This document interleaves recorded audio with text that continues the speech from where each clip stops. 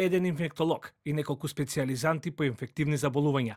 Со вакви кадровски капацитети, според информациите до кои дојде телевизија 24, општата болница Ферин Мурат во Гостивар се справува со последиците од епидемијата предизвикана од загадената вода.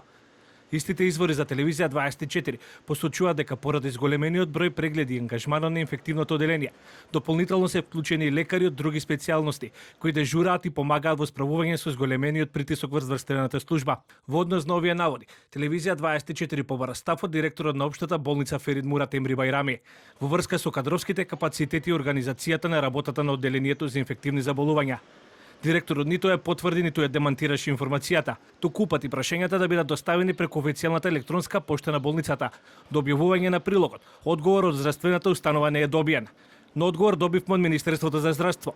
Оттаму потврдија дека институцијата располага со еден инфектолог, а 4 специјализанти се на стручно усовршување. Одделот за инфектологија и дерматовенерологија во моментов има интернист кој управува со овој оддел, како и 3 други специјалисти од овој оддел. Овие доктори се во постојана комуникација со докторите инфектолози од Универзитетската клиника за инфективни болести и се следат протоколите од оваа болест.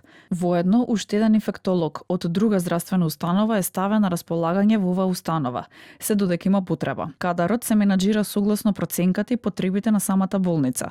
Инаку во моментов, 4 инфектолози се упатени на специјализација и првиот инфектолог на почеток на октомври ја завршува специјализацијата и се става на располагање на установата. Додека трае епидемијата што ги зафати гостиварци, дополнителни предизвици имаат и семејствата со деца со попреченост.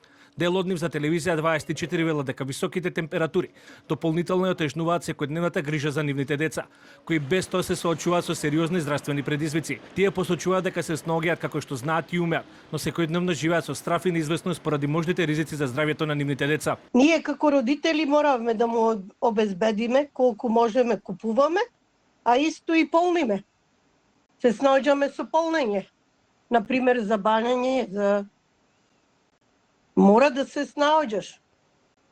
Сега последиците од тоа не знаеме што ќе биде, меѓутоа некако се задолжи работава. Телевизија 24 стапи во контакти со Сдруженијето на родители на деца со попреченост од Гостивар, откаде информира дека дел од потребите за водата ги обезбедуваат преку донации од Црвениот крст, Фондот на Холокаустот на евреите и еврејската заедница во земјава, невладини организации и општествено одговорни компании. Сепак тие апелираат додека трае епидемиолошката состојба да се изнајде долгорочно решение да се обезбеди редовна достава на чиста и безбедна вода за пиење до домовите на најранливите категории граѓани. Цело време ја бањав неа и јас се бањав со водата од водоводот, бидејќи не е можно во ова време да носиме толку голема количина на вода за да се бањаат, посебно дека е летно време. За неа ми представува додатен проблем со кога ја бањаме, поради тоа што таа не знае да ја затвори устата. Во меѓувреме, трета недела поред гостиварци се соочуваат со проблеми во водоснабдувањето.